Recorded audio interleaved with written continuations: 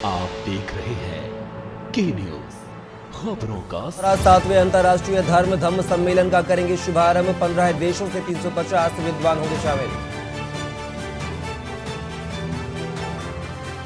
नई दिल्ली में क्वाड विदेश मंत्रियों की बैठक आज। एस जयशंकर बैठक की करेंगे अध्यक्षता। हिंद प्रशांत में चीन को साधने पर करेंगे मंथन। योगी सरकार का प्रदेशवासियों को होली से पहले दोहरा तोहफा। 7 से 9 मार्च तक नहीं होगी बिजली कटौती। परिवहन निगम अतिरिक्त बसों का करेगा संचालन। योगी सरकार ने चालक परिचालकों और कर्मियों को दिया होली का उपहार। मिलेगा अतिरिक्त मानदेय। यूपी रोडवेज ने की प्रोत्साहन राशि में 1000 रुपए की वृद्धि। यूपी बीजेपी अध्यक्ष भूपेंद्र चौधरी का संभल दौरा। आज विभिन्न कार्यक्रमों में सम्मिलित होंगे भूपेंद्र चौधरी।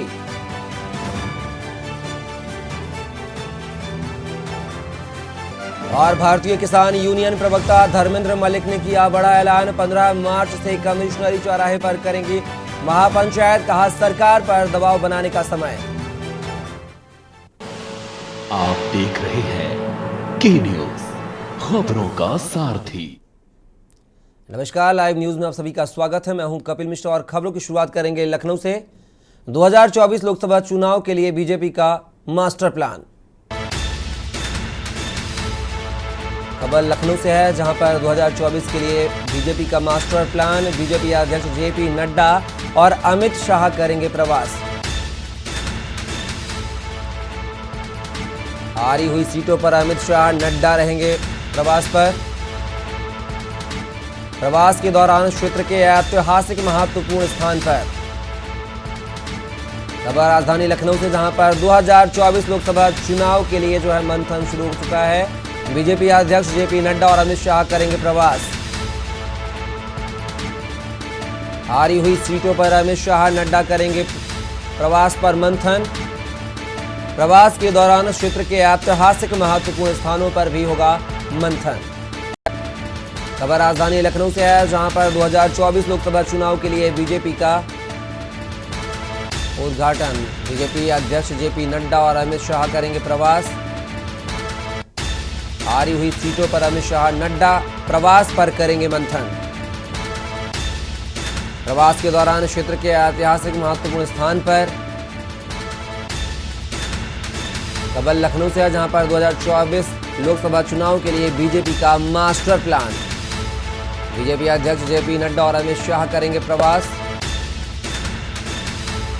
हारी हुई सीटों पर अमित शाह नड्डा प्रवास के दौरान करेंगे मंथन।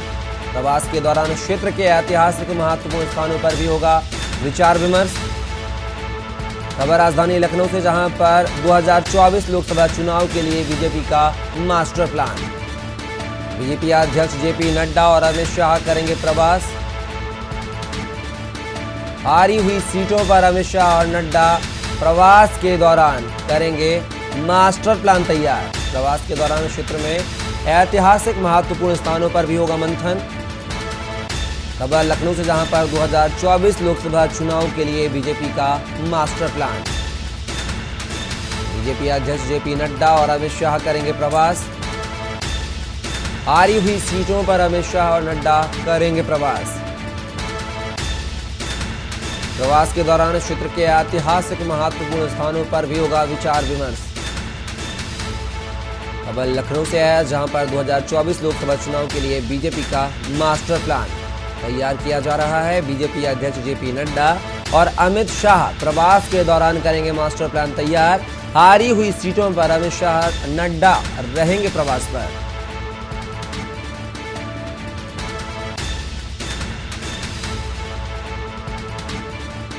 खबर लखनऊ से है, जहां पर 2024 लोकसभा चुनाव के लिए बीजेपी का मास्टर प्लान तैयार।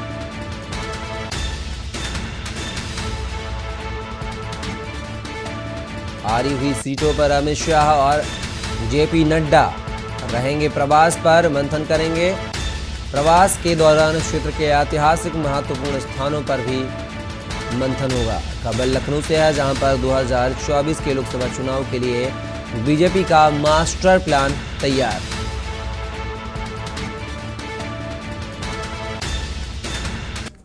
और इस खबर पर हमारे साथ एग्जीक्यूटिव एडिटर प्रदीप विश्वकर्मा जी जुड़ गए हैं। प्रदीप जी, अगर बात की जाए तो 2024 के लोकसभा चुनावों के लिए बीजेपी का मास्टर प्लान तैयार होने जा रहा है, जिसको लेकर हारी हुई सीटों पर मंथन किया जाएगा, क्या कुछ जानकारी? देखिए, सबसे बड़ी बात यह है कि भारतीय जनता पार्टी चुनाव दर चुनाव जीतती है और एक चुनाव जीतने के बाद में दूसरे चुनाव की तैयारियां शुरू कर देती है। इसका ताजा उदाहरण यह है कि अभी जो नॉर्थ ईस्ट में 3 राज्यों में चुनाव हुए, नागालैंड, मेघालय और त्रिपुरा, वहां पर जीत दर्ज करने के बाद में वो शांत नहीं बैठी और जैसे ही वहां पर चुनाव प्रचार समाप्त हुआ, उसके नेक्स्ट डे उन्होंने कर्नाटक का कूच कर लिया। कर्नाटक में सिर्फ 2-3 महीने बाद चुनाव होने वाले हैं और वहां पर उन्हें कड़ी टक्कर मिल रही है, लेकिन जाकर के उन्होंने अपनी चीजों को दुरुस्त करने की कवायद तेज कर दी है। उसी लिहाज से क्योंकि 2024 का लोकसभा चुनाव उनके लिए सबसे महत्वपूर्ण चुनाव है और राज्य दर राज्य चुनाव जीतने के बाद हम कह सकते हैं अश्वमेध यज्ञ का घोड़ा छोड़ने के बाद और अब वो 2024 के चुनाव पर लगातार नजर बनाए हुए हैं। उत्तर प्रदेश इसको लेकर के सबसे महत्वपूर्ण स्थान है क्योंकि यूपी से 80 सीटें आती हैं और इसको जीतने का पूरे 80 की 80 सीट जीतने का मंसूबा बनाया है। अब ये अलग बात है कि अगर 80 ना भी जीत पाए, लेकिन क्योंकि खब्बू बैट्समैन की तरह से अगर 80 ज्यादा रन बनाने की आप कवायद करते हैं तो रन बना ही लेते हैं ठीक ठाक।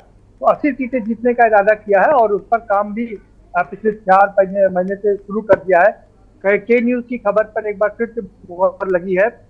यूं तो उत्तर प्रदेश में संगठन महामंत्री है, लेकिन बिना जो बंसल है, सुनील बंसल है, उनके बिना काम नहीं चल रहा था और ये खबर हमने अपने दर्शकों को 5-6 दिन पहले ही बता दी थी कि जो हारी हुई 14 सीटें हैं उन पर सुनील बंसल को लगाया गया है। कल उन्होंने लखनऊ में एक बड़ी मीटिंग की थी और इन सीटों को जीतने का ताना बाना बुना था। उसी कड़ी में, उसी तारतम्य में अब ये भी कहा जा रहा है कि जेपी नड्डा हो और अमित शाह, जो कि चाणक्य माने जाते हैं अमित शाह की सारे टीम के, तो वो इन 14 सीटों पर जाएंगे। ऐतिहासिक जो इमारतें हैं, धरोहर है, उनको विजिट करेंगे, लोगों से अपने आप को कनेक्ट करेंगे और जो जिनको पार्टी में लाना है ये इन सब की भी रूपरेखा बनेगी। क्योंकि जब चुनाव आता है तो भारतीय जनता पार्टी एक डिपार्टमेंट ही खोल देती है कि कैसे दूसरी पार्टी के नेताओं को अपनी पार्टी में लेके आना है। जैसे हमने अभी 2022 के चुनाव में देखा, लक्ष्मीकांत वाजपेयी को इस डिपार्टमेंट का मुखिया बनाया गया था, ज्वाइनिंग डिपार्टमेंट का मुखिया बनाया गया था। उन्होंने तमाम लोगों को ज्वाइन कराया था। अब इसी कड़ी में सारे लोगों को चिन्हित कर लिया गया कि किसको किसको चुनाव में पार्टी में शामिल कराया जाएगा और इसी की रूपरेखा भी इन 14 सीटों पर बन जाएगी। अमित शाह चूंकि खुद रहेंगे और हम सब जानते हैं कि उनकी बात अंतिम बात होती है प्रधानमंत्री की बात की अगर हम बात करें, तो ये पूरा ताना बाना बुन गया है। जेपी नड्डा और अमित शाह उन 14 सीटों पर अपना प्रवास करेंगे, वहां पर था लेंगे कि कौन कैसे क्या है और किसको पार्टी में शामिल करना है, कैसे जीत दर्ज करानी है, क्या रणनीति बनानी है, कैसे जो जातियों का समीकरण बनाना है, गुलदस्ता बनाना है, इन सबको लेकर के वो वहां पर प्रवास के दौरान रणनीति बनाएंगे। इधर सुनील बंसल को फिर से लगा दिया गया है उत्तर प्रदेश में, क्योंकि 2014 के बाद से जो जीत दर्ज करती आ रही थी भारतीय जनता पार्टी, चाहे 2014 हो, 2017 हो, 2019 हो और 2022 में भी उनका काफी अहम योगदान रहा है। तो लेकिन बीच में उनको दिल्ली शिफ्ट कर दिया गया था, लेकिन भारतीय जनता पार्टी को लगा कि बिना उनके यूपी में काम चलने वाला नहीं है, इसलिए उनको दोबारा यूपी में लाया गया और उन 14 सीटों का प्रभार दिया गया। लेकिन इससे थोड़ा समीकरण भी गड़बड़ा सकते हैं, क्योंकि जो वर्तमान के संगठन मंत्री हैं धर्मपाल सिंह सैनी, वो उनको कहीं ये ना लगे कि उनका कद छोटा किया जा रहा है। दूसरे भूपेंद्र चौधरी हैं, खुद मुख्यमंत्री योगी आदित्यनाथ को भी लगता है कि क्योंकि जो सुनील बंसल है वो बराबरी का दर्जा रखते हैं और ऐसे में एक बड़ा वो देखा जा सकता है। लेकिन इसको अगर हम प्रतिस्पर्धा के रूप में देखें, राजनीतिक समीकरण के हिसाब से समझें, तो सुनील बंसल अमित शाह के काफी करीबी जाने जाते हैं और इस लिहाज से अमित शाह का दखल उत्तर प्रदेश में बढ़ रहा है लगातार और उनका दबदबा रहा है। लेकिन सुनील बंसल के आ जाने से उनको काफी राहत मिलेगी और काफी उनका जो एग्जीक्यूशन का प्लान है वो उसको एग्जीक्यूट कर पाएंगे। तो ये एक बड़ी बात है और 2024 की रणनीति पूरी भारतीय जनता पार्टी ने बना ली है और उस पर अमल करना भी शुरू कर दिया है। लेकिन विपक्ष की बात करें तो विपक्ष अभी उस लिहाज से तैयारी नहीं कर पा रहा। ये अलग बात है कि विपक्ष भी इस बार सोया नहीं है। जैसे अमूमन पहले सो जाया करता था और चुनाव के ठीक 3 महीने पहले जगता था और फिर उसके बाद में सो जाया करता था। कांग्रेस भी लगातार कोशिश कर रही है, हालांकि उसका उत्तर प्रदेश में कोई संगठन नहीं है। और उधर बहुजन समाज पार्टी का हाल हम लोगों ने देखा, वो सिर्फ चिड़िया उड़ा रही है, ट्विटर पर काम चला रही है। और समाजवादी पार्टी संघर्ष करता नजर आ रही है, सड़क से सदन तक संघर्ष कर रही है। लेकिन उनको अभी काफी बदलाव की जरूरत है, काफी बड़े काम करने की जरूरत है, तभी वो मुकाबले में उतर पाएंगे। अब प्रदीप जी, कहा जाता है कि अगर दिल्ली की राजनीति करना है, केंद्र की राजनीति करना है, तो उसका रास्ता उत्तर प्रदेश से होते हुए गुजरता है। उत्तर प्रदेश को पहले साधना होता है। तो क्या उत्तर प्रदेश में की जो सीटें हैं, जो हारी सीटें हैं, 14 सीटों का जिनका आप जिक्र कर रहे हैं, क्या इन सीटों पर या हार का सामना और ना करना पड़े, इसके लिए जो अमित शाह और जेपी नड्डा जो हैं रणनीति बनाएंगे? साथ ही अगर बात किया दूसरी तरफ जो है महागठबंधन, नीतीश कुमार जो है, ममता बनर्जी जो है, कमर कसे हुए 2024 को लेकर, तो क्या इसके लिए बीजेपी और सतर्क नजर आ रही है? बिल्कुल, देखिए उत्तर प्रदेश और बिहार दो ऐसे राज्य हैं जहां पर जाति के बिना कोई काम नहीं चलता है, जातीय समीकरण चलता है। और जिस तरह से नीतीश कुमार ने चैलेंज किया है बिहार में, उन्होंने भारतीय जनता पार्टी का दामन छोड़ करके आरजेडी का दामन थामा है, वहां सरकार बनाती है, 40 सीटें हैं वहां पर। तो भारतीय जनता पार्टी के लिए मुश्किल तो वहां है और इसीलिए वहां भी अमित शाह लगातार जा रहे हैं, कोशिश कर रहे हैं। लेकिन इन सबसे इतर उत्तर प्रदेश एक ऐसा राज्य है जहां पर देश का सबसे बड़ा राज्य है और 80 सीटें यहाँ पर आती हैं। हम अगर छोटे छोटे राज्यों को 15-20 राज्यों को मिला लें तब भी इतनी सीटें नहीं बनती हैं। किसी स्टेट में 1 सीट है, किसी स्टेट में 2 सीट है, किसी स्टेट में 4 सीट है। हम हिमाचल की बात करें, हम पंजाब की बात करें, हम उधर नॉर्थ ईस्ट के 8 स्टेट की बात करें, तो इन सारे स्टेट को अगर हम मिला दें तो भी 40 सीट के आसपास नहीं पहुंचती। 80 सीटें हैं उत्तर प्रदेश में।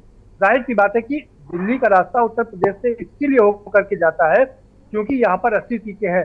अब यहाँ पर जो 80 सीटें जीत लेता है या ज्यादा सीटें जीत लेता है, वही केंद्र में सरकार बनाता है। अब सबसे बड़ी लड़ाई ये है, विपक्ष का ये मानना है कि भारतीय जनता पार्टी को 40 सीट पर कम से कम रोका जाए, वहीं भारतीय जनता पार्टी की कोशिश ये है कि 80 की 80 सीटें जीती जाए। विपक्ष ये कोशिश कर रहा है कि गठबंधन बना करके, अगर कांग्रेस की जहां तक बात करें तो कांग्रेस की ये रणनीति है कि जो क्षेत्रीय दल हैं उनको फिलहाल आगे बढ़ाया जाए किसी तरीके से। जो भारतीय जनता पार्टी का अश्वमेध यज्ञ का घोड़ा है, जो जीत की तरफ लगातार दौड़ रहा है, उसको रोका जाए और उसको रोकने के लिए जिसकी भी जरूरत पड़े वहां पर उसका इस्तेमाल किया जाए। लेकिन मुश्किल यह है कि जो छत्रप है, जो क्षेत्रीय दल है, वो भी कांग्रेस को उतना भाव नहीं दे रहे जितना देना चाहिए। बात करें नॉर्थ ईस्ट के चुनाव की तो जिस तरह से वहां पर त्रिपुरा में टीएमसी ने बढ़िया काम किया है, मेघालय में उन्होंने लड़ाई लड़ी है, नागालैंड में लड़ाई लड़ी, तो सीटें अच्छी पाली हैं और वो राष्ट्रीय पार्टी बनने की ओर अग्रसर भी है। उससे टीएमसी को तो फायदा हो गया, लेकिन भारतीय जनता पार्टी को फायदा हो गया।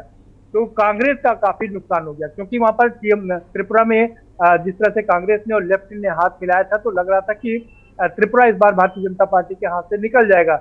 लेकिन जिस तरह से उत्तर प्रदेश में मायावती एक रोल अदा करती हैं, वोट कटवा का रोल अदा करती हैं, उसी तरीके से टीएमसी ने वहां पर जाकर के खेल बिगाड़ दिया।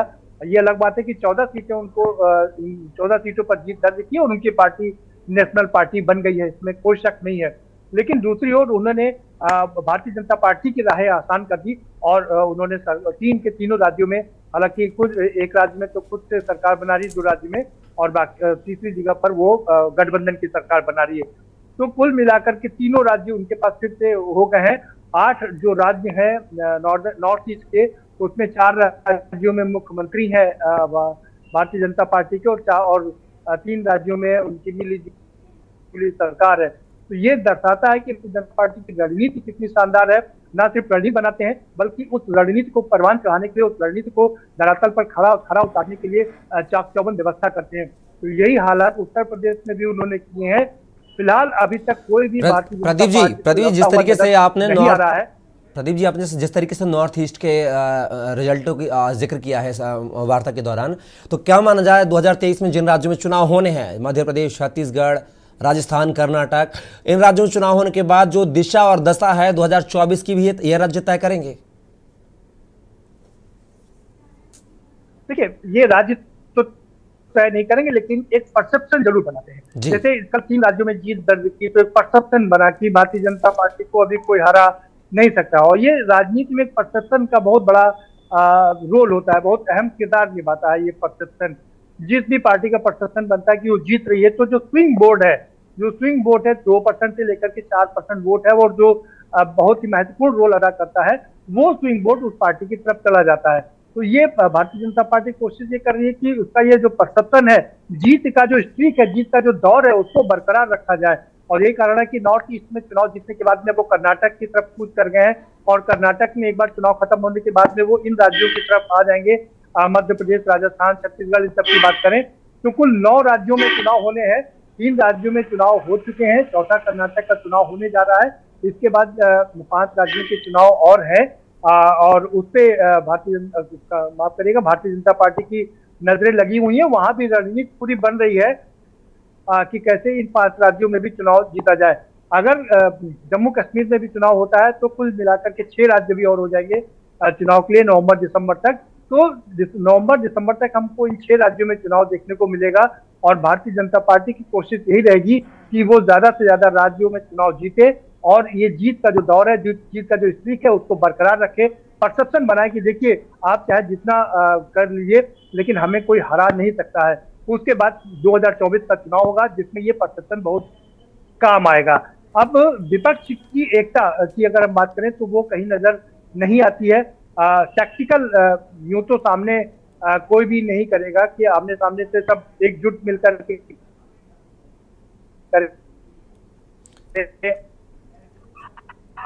चुनाव।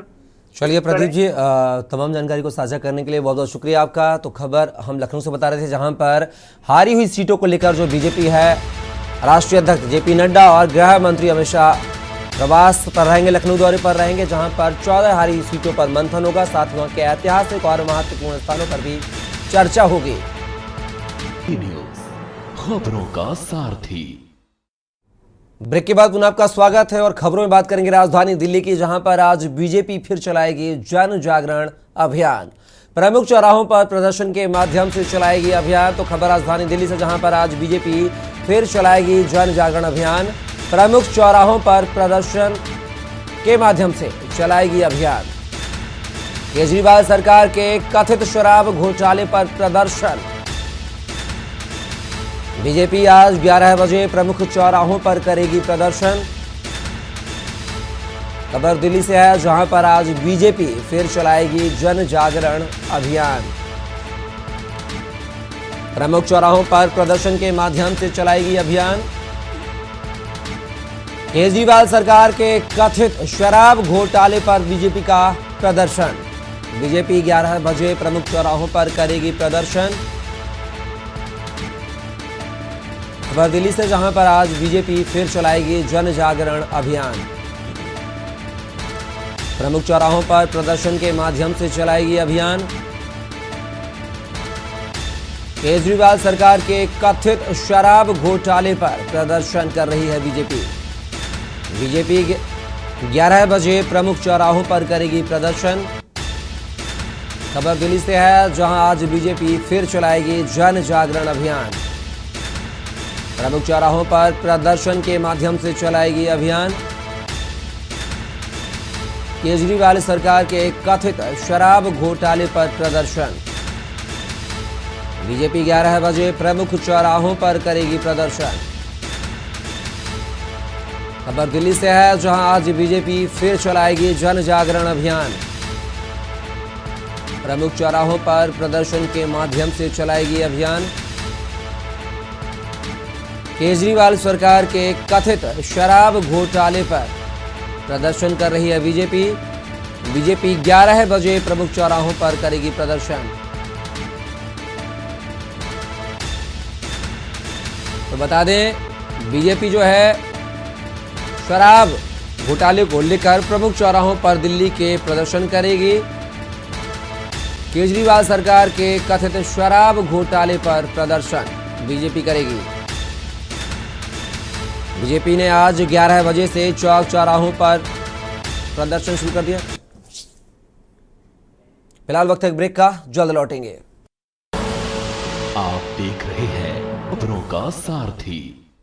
ब्रेक के बाद पुनः आपका स्वागत है और खबरों में बात करेंगे दिल्ली की, जहां पर बीजेपी आज से चला रही है जन जागरण अभियान। प्रमुख चौराहों पर बीजेपी यहां पर प्रदर्शन करती हुई नजर आ रही है और केजरीवाल सरकार के शराब घोटाले को लेकर प्रदर्शन कर रहे हैं। और इस खबर पर हमारे साथ जो दिल्ली से संवाददाता हैं प्रवेश शर्मा हमारे साथ जुड़े हुए हैं। प्रवेश, बीजेपी जो प्रमुख चौराहों पर केजरीवाल सरकार के खिलाफ शराब घोटाले को लेकर प्रदर्शन कर रही है, क्या कुछ मामला? जी बिल्कुल, मैं आपको बता दूं पिछले रोज मनीष सिसोदिया के जेल जाने से उनका काफी नहीं है, उनको स्वयं भी इस्तीफा दे देना चाहिए। और दूसरी बड़ी बात मैं बता दूं कि ये आबकारी नीति का जो घोटाला है ये राजनीति का मेन सिलेंडर बन गया है, क्योंकि सबसे बड़ी बात यह है कि बीजेपी धरना प्रदर्शन करकर आम आदमी पार्टी पर आरोप लगा रही है, लेकिन 5 मार्च से कांग्रेस भी मैदान पर उतर रही है और 10 मार्च से आम आदमी पार्टी भी इसी तरीके का धरना प्रदर्शन कर आबकारी नीति के कोई भी घोटाले ना होने की लेकर प्रदर्शन पर आएगी। दिल्ली की जनता के लिए अभी आश्वासन का समय बन गया है कि वो इस ओर देखे क्या करें, क्योंकि तीनों ही पार्टियां, जो तीनों देश की राष्ट्रीय पार्टियां, चाहे बीजेपी हो, कांग्रेस हो, आम आदमी पार्टी हो, तीनों ही अब आने वाले दिनों में इसी तरह कर्तव्य दिखेंगी। प्रवेश, अगर बात किया जिस तरीके से आम आदमी पार्टी जो है कहीं ना कहीं एमसीडी चुनाव में हार की वजह बता रहा है, मनीष सिसोदिया पर पूरा जो शिकंजा कसा गया है और अब जो है दोनों पार्टियों का जो है प्रदर्शनों का, धरना प्रदर्शनों का दौर जारी और हर एक पार्टी अपने आप को जनता के बीच में, जनता की हितैषी बताने की कोशिश कर रही है। लेकिन मनीष सिसोदिया कस्टडी में है, बीजेपी प्रदर्शन कर रही है, आम आदमी पार्टी प्रदर्शन कर रही है। इसको लेकर राजनीतिक समीकरण की बात की जाए प्रवेश, तो किस तरह के समीकरण दिल्ली में देखने को मिल रहे हैं? किस पार्टी का वर्चस्व नजर आ रहा है? जनता किसके पक्ष में? बात की जाए तो रुझान नजर आ रहा जनता का।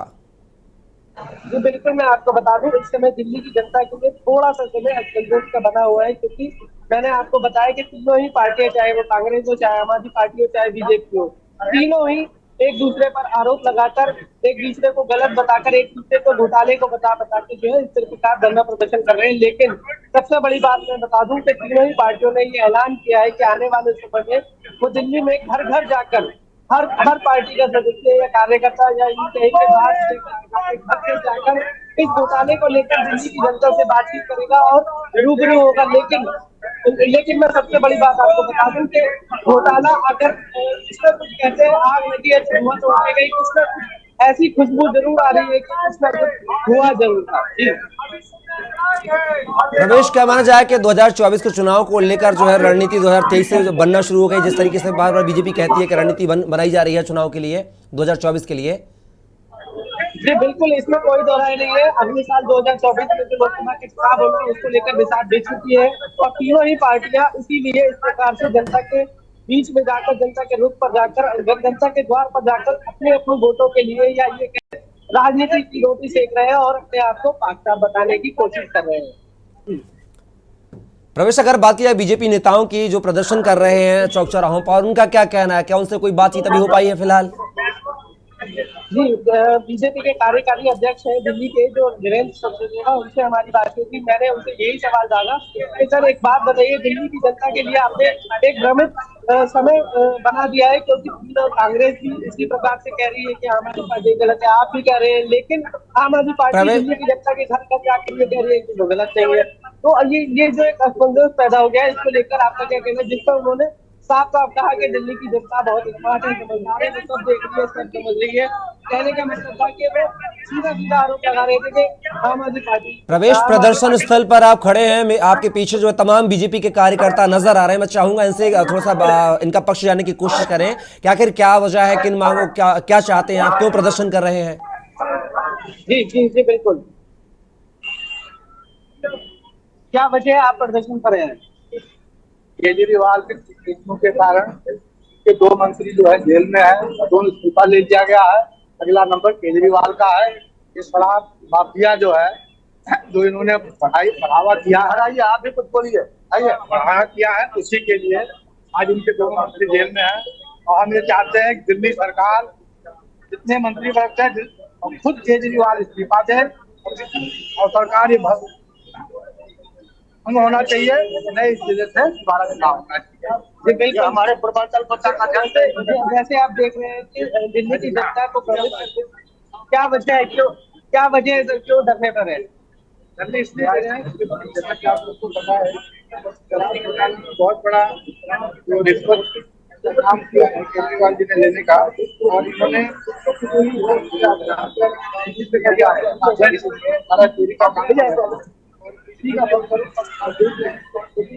सारी पर्चे खुल रही है, तो सब कुछ स्पष्ट होता जा रहा है। और ये बिल्कुल स्पष्ट है कि ये जो पंजाब में जाके चुनाव लड़े, बाकी राज्यों में जाके गुजरात में चुनाव लड़े, हिमाचल में चुनाव लड़े, ये सब फंड कहाँ से आया? केजरीवाल जी घोटाला किया, शराब माफियाओं के साथ मिलकर और मोटा घोटाला किया। दिल्ली का जनता विश्वास के तौर पर इन्होंने आके दूसरे जगह राज्यों में जाके आम जनता का पैसा है, और ये पूरा स्पष्ट हो चुका है। इसलिए अब केजरीवाल हमें नहीं चाहिए, दिल्ली की जनता त्राही कर रही है केजरीवाल के शासन पर, और इसलिए हमें गुजारा नहीं है, और इसीलिए हम यहाँ पे प्रदर्शन कर रहे हैं और केजरीवाल के खिलाफ।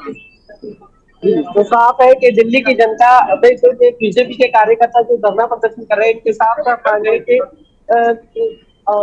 मनीष सिसोदिया के इस्तीफे से केवल कोई भी समस्या का हल नहीं होना है, उनको अरविंद केजरीवाल का भी इस्तीफा चाहिए। चलिए प्रवेश, तमाम जानकारी को साझा करने के लिए बहुत बहुत शुक्रिया आपका।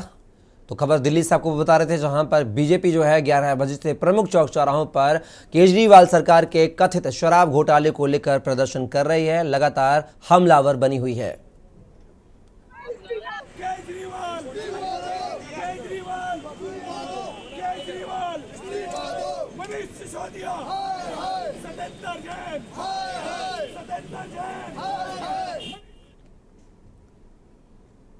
खबरों में बात करेंगे राजधानी लखनऊ की, जहां पर आज लखनऊ विधानसभा में लगेगी अदालत। तो विधानसभा अदालत के कटघरे में होंगे पुलिसकर्मी। विशेष अधिकार हनन सदन की अवमानना के मामले में होगी सुनवाई।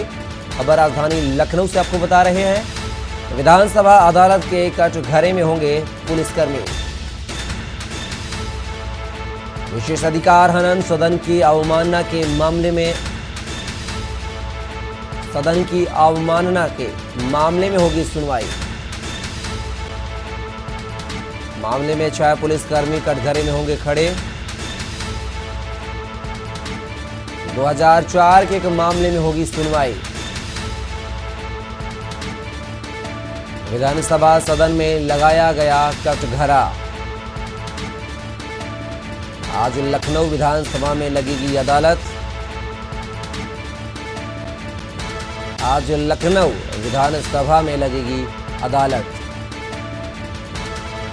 विधानसभा अदालत के कटघरे में होंगे पुलिसकर्मी खड़े, जहां पर 2004 के एक मामले को लेकर विशेष अधिकार हनन सदन की अवमानना के मामले को लेकर जो है आज सुनवाई होगी। मामले में 6 पुलिसकर्मी कटघरे में होंगे खड़े। 2004 के एक मामले में आज होगी सुनवाई। विधानसभा सदन में लगाया गया कटघरा। आज लखनऊ विधानसभा में लगेगी अदालत।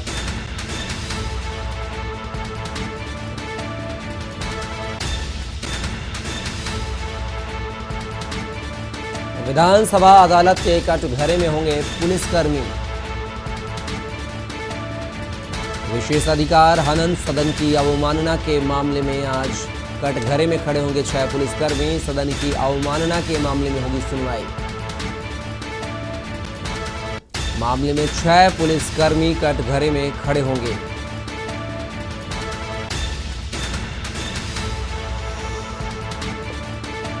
दो 2004 के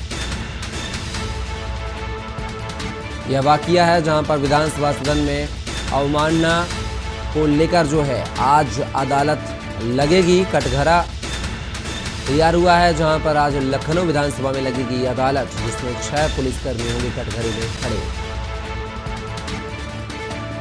विधानसभा अदालत के कटघरे में खड़े होंगे पुलिसकर्मी। विशेष अधिकार हनन सदन की अवमानना के मामले में 6 पुलिसकर्मियों से जवाब तलब किया जाएगा। सदन की अवमानना के मामले में होगी आज सुनवाई। मामले में 6 पुलिसकर्मी कटघरे में खड़े होंगे।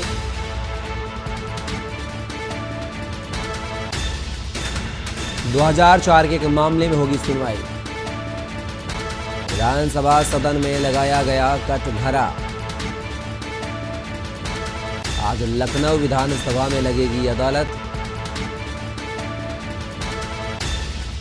आज लखनऊ विधानसभा में लगेगी अदालत। विधानसभा अदालत के कटघरे में होंगे पुलिसकर्मी। विशेष अधिकार हनन सदन की अवमानना के मामले में आज होगी सुनवाई। सदन की अवमानना के मामले में होगी सुनवाई। मामले में 6 पुलिसकर्मी कटघरे में होंगे खड़े।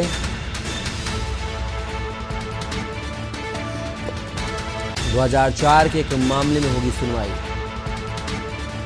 विधानसभा सदन में लगाया गया कटघरा। आज लखनऊ विधानसभा में लगेगी अदालत। आज लखनऊ विधानसभा में लगेगी अदालत। विधानसभा अदालत के कटघरे में होंगे पुलिसकर्मी। विशेष अधिकार हनन सदन की अवमानना के मामले में होगी सुनवाई।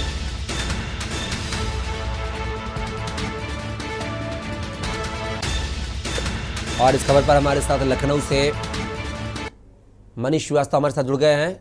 मनीष, अगर बात की जाए यहाँ पर आज विधानसभा में अदालत का जो नज़ारा देखने को मिलेगा, यहाँ पर कटघरा लगाया जाएगा जहाँ पर 2004 के एक मामले को लेकर सुनवाई होगी। क्या मामला था 2004 का और उस मामले को लेकर क्या कुछ आज सुनवाई के दौरान हो सकता है?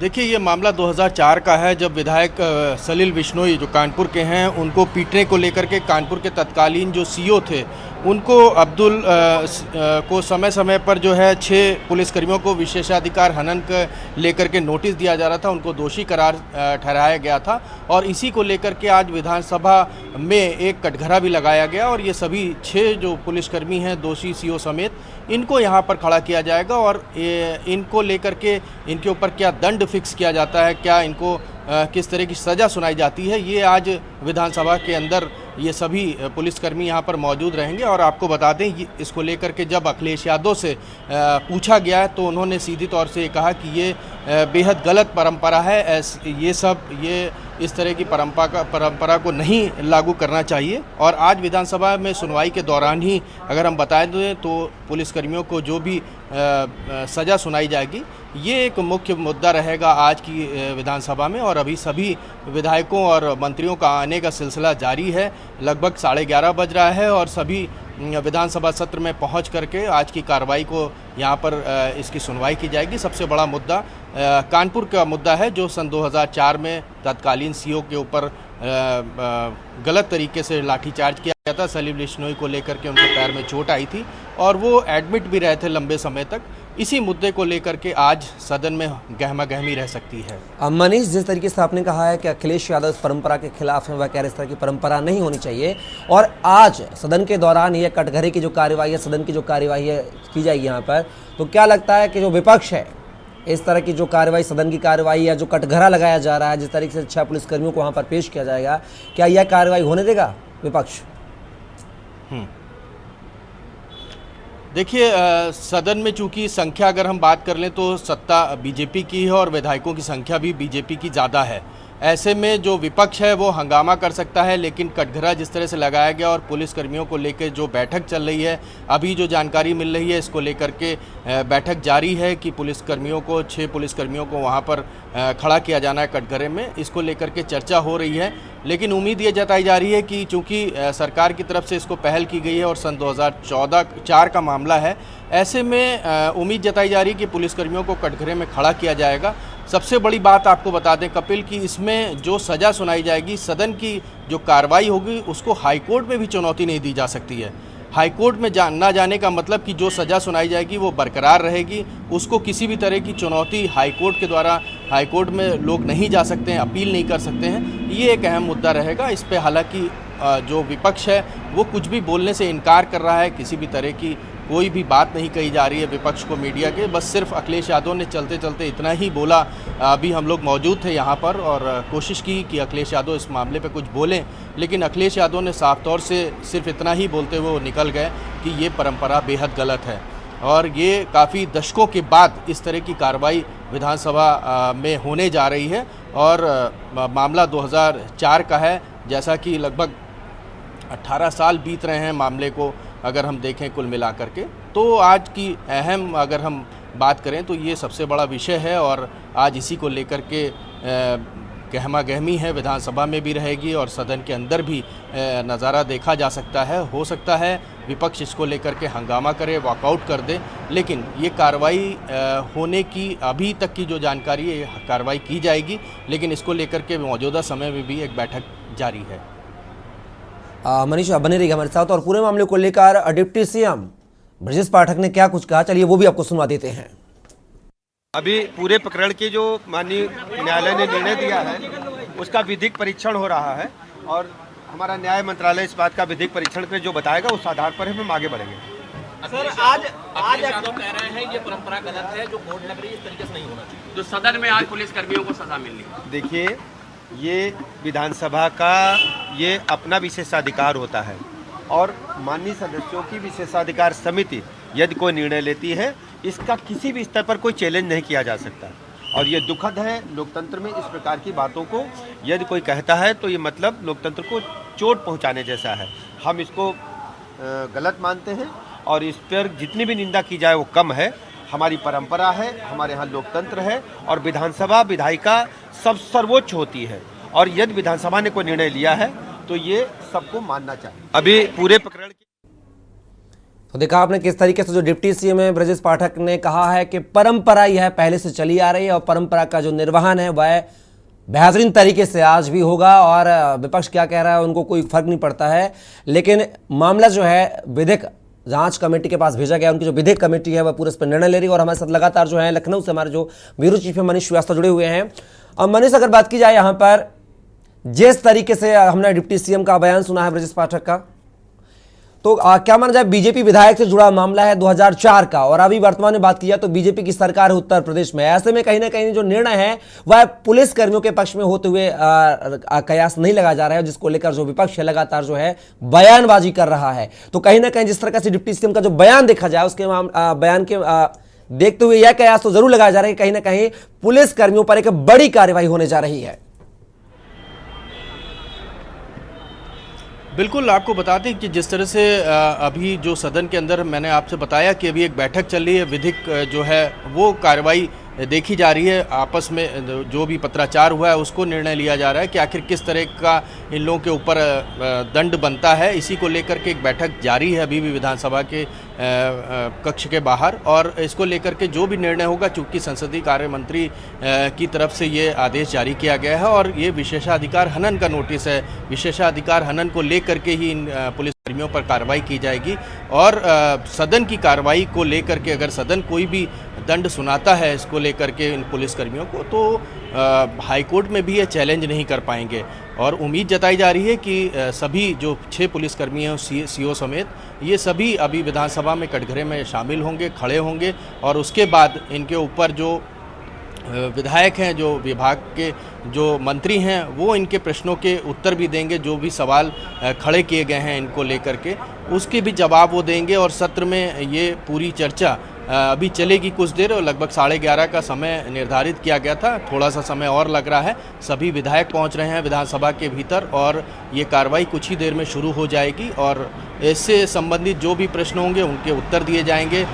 विपक्ष भी इसको लेकर के सवाल ने जो भी विपक्ष ने सवाल लगाए हैं विधानसभा में उनके भी जवाब दिए जाएंगे और फिर जो संसदीय कार्य मंत्री हैं वो इस पर कोई निर्णय लेंगे और इस पर दंड सुनाया जा सकता है इन सभी 6 पुलिसकर्मियों को, जिसको लेकर के जो कानपुर में घटना हुई थी सलील बिश्नोई का, जिसमें पैर में चोट आई थी और लंबे समय तक वो अस्पताल में भर्ती रहते, उनका इलाज चला था।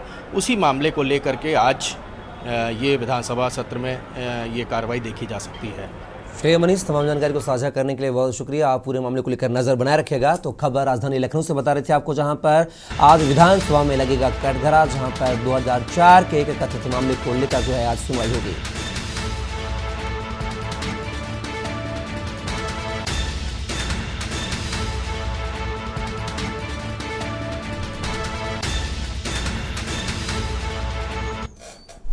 और खबरों में बात करेंगे प्रयागराज की, जहां पर Umesh Pal shoot out case का मामला, अतीक की पत्नी शाइस्ता की अर्जी पर सुनवाई आज।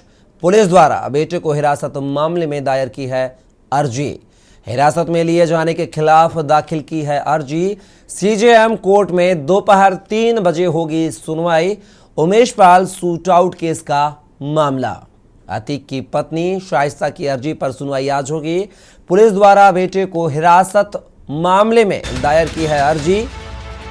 तो खबर प्रयागराज से आपको बता रहे हैं, जहां पर पुलिस द्वारा बेटे को हिरासत मामले में शाइस्ता ने अर्जी दाखिल की है। हिरासत में लिए जाने के खिलाफ दाखिल की है अर्जी। सीजेएम कोर्ट में दोपहर 3 बजे होगी सुनवाई। Umesh Pal shoot out case का यह पूरा मामला। अतीक की पत्नी शाइस्ता की अर्जी पर सुनवाई आज। पुलिस द्वारा बेटे को हिरासत मामले में दायर की है अर्जी। प्रयागराज से खबर, जहां पर Umesh Pal shoot out case का मामला, अतीक की पत्नी शाइस्ता की अर्जी पर सुनवाई आज। पुलिस द्वारा बेटे को हिरासत मामले में दायर की है अर्जी। हिरासत में लिए जाने के खिलाफ दाखिल की है अर्जी। सीजेएम कोर्ट में दोपहर 3 बजे होगी मामले को लेकर सुनवाई। Umesh Pal shoot out case का यह पूरा मामला।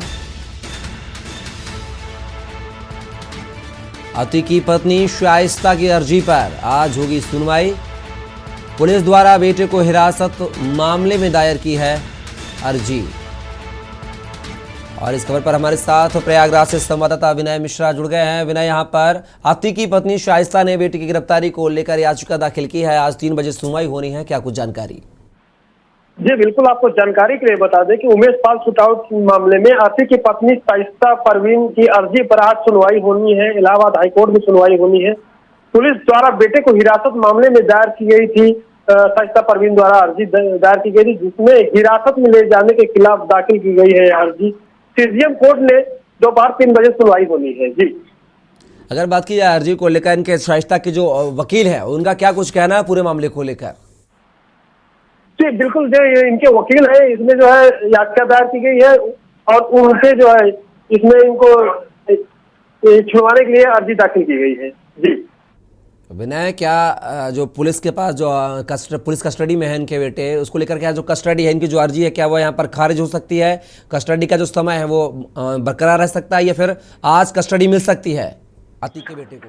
जी बिल्कुल, जो है ये जो याचिका दायर की गई है, ये जो आज कोर्ट द्वारा कुछ न कुछ आज हो सकता है, इस मामले में कस्टडी रिमांड की जा सकती है। जी चलिए विनय, तमाम जानकारी को साझा करने के लिए बहुत बहुत शुक्रिया आपका। तो खबर प्रयागराज से आपको बता रहे थे, जहां पर उमेश पाल शूट आउट मामले को लेकर अतीक की पत्नी शाइस्ता की अर्जी पर आज सुनवाई होनी है।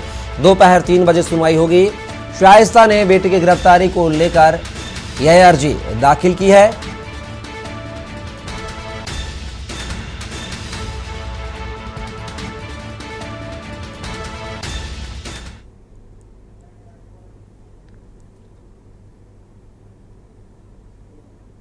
और खबरों में बात करेंगे राजधानी लखनऊ की, जहां पर ऑनलाइन गेमिंग में डूबी रकम। सरोजनी नगर की घटना, बिटकॉइन के रूप में लगाए थे 3.5 लाख रुपए। पुलिस ने छात्र को कब्जे में लिया मोबाइल। अंकित काफी समय से मोबाइल पर किसी गेमिंग से खेल रहा था। करीब 3.5 लाख रुपए अंकित ने दिए थे। ऑनलाइन गेमिंग में डूबी रकम, छात्र ने दी जान। सरोजनी नगर की घटना, बिटकॉइन के रूप में लगाए थे 3.5 लाख रुपए। पुलिस ने छात्र का मोबाइल कब्जे में लिया है। खबर राजधानी लखनऊ से, जहां पर ऑनलाइन गेमिंग में डूबी रकम छात्र ने दी जान। सरोजनी नगर की घटना, बिटकॉइन के रूप में लगाए थे 3.5 लाख रुपए। पुलिस ने छात्र का जो मोबाइल है वह कब्जे में लेकर जांच पड़ताल शुरू कर दी है। अंकित काफी समय से मोबाइल पर किसी कंपनी से कर रहा था निवेश। करीब 3.5 लाख रुपए अंकित ने किए थे निवेश। ऑनलाइन गेमिंग में डूबी रकम छात्रों ने दी जान। सरोजनी नगर की घटना, बिटकॉइन के रूप में लगाए थे 3.5 लाख रुपए।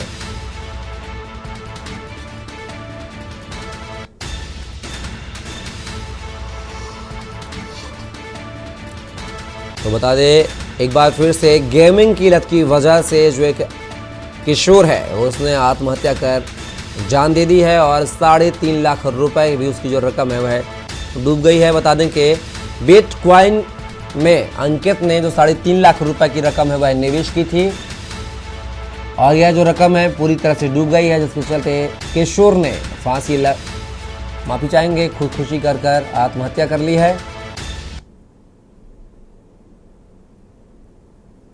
ये अंकित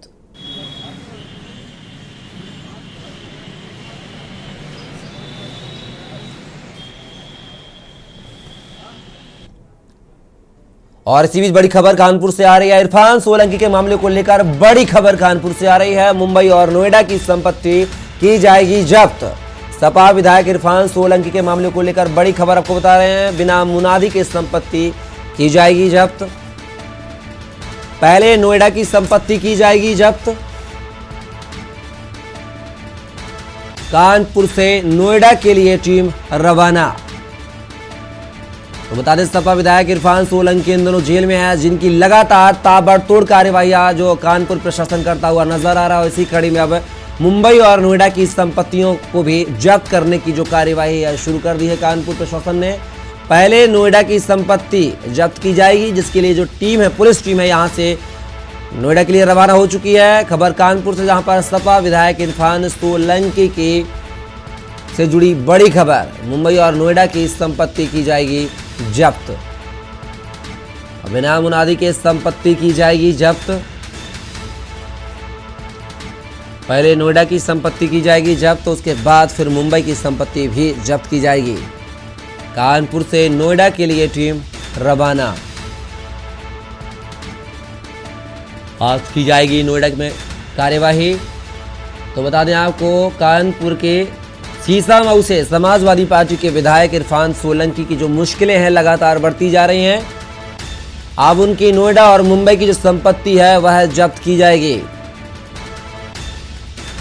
कानपुर से खबर, जहां पर सपा विधायक इरफान सोलंकी से जुड़ी बड़ी खबर आपको बता रहे हैं। मुंबई और नोएडा की संपत्तियां की जाएंगी जब्त।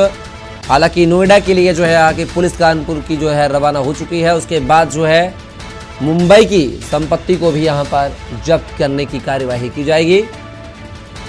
बता दें, कानपुर के सीसामऊ विधानसभा से समाजवादी पार्टी से विधायक है इरफान सोलंकी। एक मामले को लेकर वह जेल में है और जेल में जाने के बाद जो लगातार उनकी जो मुश्किलें हैं वह दिन प्रतिदिन बढ़ती जा रही हैं और इसी के तारतम्य में एक और कार्यवाही की जा रही है, जहां पर इरफान सोलंकी की नोएडा और मुंबई की संपत्तियां जब्त करने की कार्यवाही प्रशासन ने शुरू कर दी है। खबर कानपुर से, जहां पर सपा विधायक इरफान सोलंकी से जुड़ी बड़ी खबर। और इसी बीच खबर उन्नाव से आ रही है। आपको बता दें, 2 छात्रों को रौंदने का मामला यहां पर प्रकाश में आया है। खबर उन्नाव से, जहां पर 2 छात्रों की डीसीएम की टक्कर से मौत हुई है। 10वीं की परीक्षा देने जा रहे थे दोनों छात्र। हादसे के बाद स्थानीय लोगों में आक्रोश। मौके पर पहुंची पुलिस ने शव को कब्जे में लिया। हादसे के बाद स्थानीय लोगों में आक्रोश।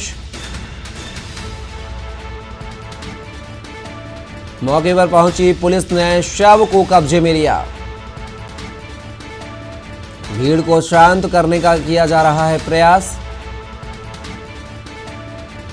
मोरावा थाना क्षेत्र के निकट गसलावन खेड़ा के पास की यह घटना।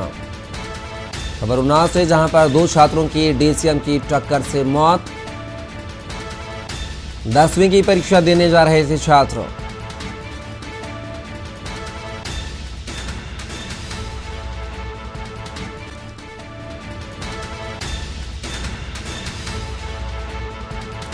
मौके पर पहुंची पुलिस ने शव को कब्जे में लिया।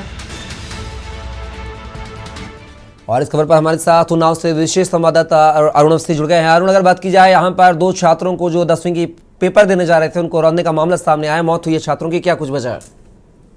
बिल्कुल, ये दोनों छात्र जो सामाजिक विषय की परीक्षा देने के लिए घर से निकले थे और अभी हिलौली मोरावा थाना क्षेत्र में जो हिलौली मोरावा रोड है उसमें गसलावन खेड़ा के पास ही पहुंचे थे, तभी एक डीसीएम ने टक्कर मार दी और दोनों छात्रों की मौत हो गई। हालांकि जैसे ये सूचना स्थानीय लोगों के साथ में परिजनों को मिली, परिजन आक्रोशित हो गए, स्थानीय ग्रामीण इनके साथ खड़े हो गए। पुलिस ने मौके पर पहुंच के समझाने का बड़ा प्रयास किया, लेकिन कहीं ना कहीं अगर बात करें तो इस तरीके से अनियंत्रित जो वाहन रोडों पे फर्राटा भरते हैं और बिना किसी रोक टोक के फर्राटा भरते हैं, कानून जो होते हैं, जो वाहन परिवहन विभाग के द्वारा निर्मित कानून है, इनका पालन नहीं हो रहा होता, इसमें कहीं ना कहीं पुलिस और परिवहन विभाग पे सवालिया निशान लग रहे हैं। क्योंकि इस तरीके की कई घटनाएं जनपद में हो चुकी, जिसमें कई लोगों की जानें भी गई, उसके बाद में भी न तो पुलिस और न ही परिवहन विभाग इस तरफ चेत रहा है और न ही इस तरीके के जो अनियंत्रित फर्राटा भरते वाहन, इन पे कोई कार्रवाई कर रहा है। आज की बात करें तो आज भी 2 छात्रों की एक डीसीएम की टक्कर से मौत होती है। ये दोनों छात्र सामाजिक विज्ञान विषय की परीक्षा देने के लिए घर से निकले थे, रास्ते में ही इनको टक्कर लगती है और इनकी मौत हो जाती है। इस पूरे मामले पर जो स्थानीय नागरिक है, पहले जाम लगाने का प्रयास करते हैं, लेकिन पुलिस की मशक्कत के बाद जाम नहीं लगा पाते। लेकिन ये सवाल जरूर है कि कहीं ना कहीं पुलिस की मिली भगत इस तरीके के वाहन सड़कों पर फर्राटा भर रहे हैं। चलिए अरुण, तमाम जानकारी को साझा करने के लिए बहुत बहुत शुक्रिया आपका। तो खबर उन्नाव से आपको बता रहे थे, जहां पर 10वीं के सामाजिक विज्ञान का पेपर देने जा रहे 2 छात्रों की डीसीएम से टक्कर होने के बाद मौत हो गई है। फिलहाल खबरों में बस इतना ही। आप बने रहिए के न्यूज़ इंडिया के साथ।